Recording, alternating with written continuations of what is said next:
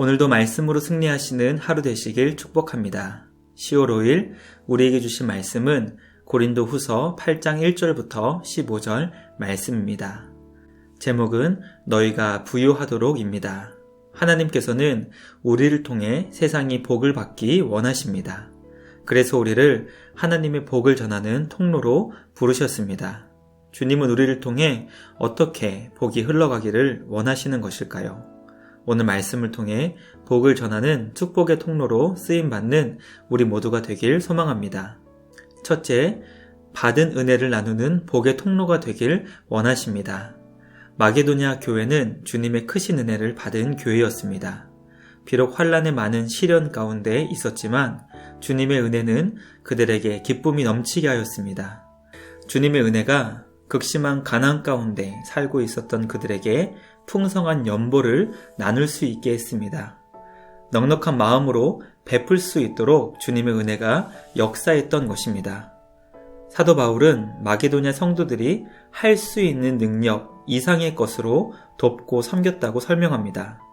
복의 통로는 내 안에 있는 자원을 쥐어짜서 이룰 수 있는 것이 결코 아닙니다. 주님의 은혜가 우리를 복의 통로로 변화시켜주는 놀라운 능력이 됩니다. 그러므로 날마다 은혜 받은 자로 받은 은혜를 나누는 복의 통로로 쓰임받는 우리 모두가 되길 소망합니다. 둘째, 주님께 쓰임받는 기쁨으로 복의 통로가 되길 원하십니다.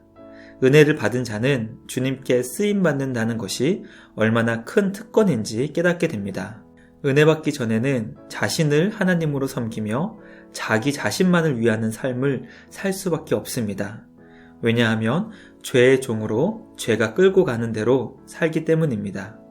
그러나 주님 안에서 다시 태어나 죄와 사망에서 해방되어 의와 생명의 나라로 옮겨지게 되면 주님의 자녀로 주님께 쓰임받는다는 것이 얼마나 큰 특권이고 감사한 것인지 깨닫게 됩니다.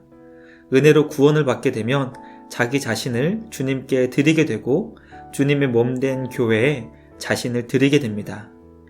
주님과 교회를 위해 충성하며 희생하며 주님께 쓰임받는 것을 기뻐하고 즐거워하게 됩니다. 주님께 쓰임받는 기쁨으로 날마다 복의 통로로 사용되는 우리 모두가 되길 축복합니다. 마지막 셋째, 서로를 채워주는 섬김의 마음으로 복의 통로가 되기 원하십니다. 이 세상을 살아갈 때 우리는 예기치 않은 삶의 다양한 국면을 만나게 됩니다. 물질이 부족하지 않고 오히려 넘치게 되는 때가 있는가 하면 아무리 노력해도 부족하여 가난해질 때가 있습니다. 우리가 서로 나누고 섬기는 복의 통로가 된다는 것은 서로에게 필요한 것들을 채워주는 존재가 된다는 것을 의미합니다. 예수님께서 우리를 위해 가난하게 되셨습니다.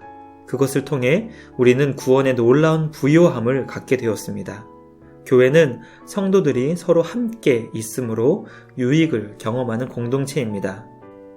하나님께서 각 사람에게 주신 다양한 재능, 은사, 물질을 통해 서로에게 큰 유익을 끼칠 수 있게 됩니다. 우리에게 주신 것으로 서로를 채워주는 복된 공동체가 될 수 있습니다. 십자가에서 우리를 위해 모든 것을 내어주신 예수님처럼 우리의 작은 희생과 섬김을 통해 모두가 유익을 얻고 부족한 것이 채워지는 복된 공동체가 되길 간절히 소망합니다. 말씀을 마치겠습니다.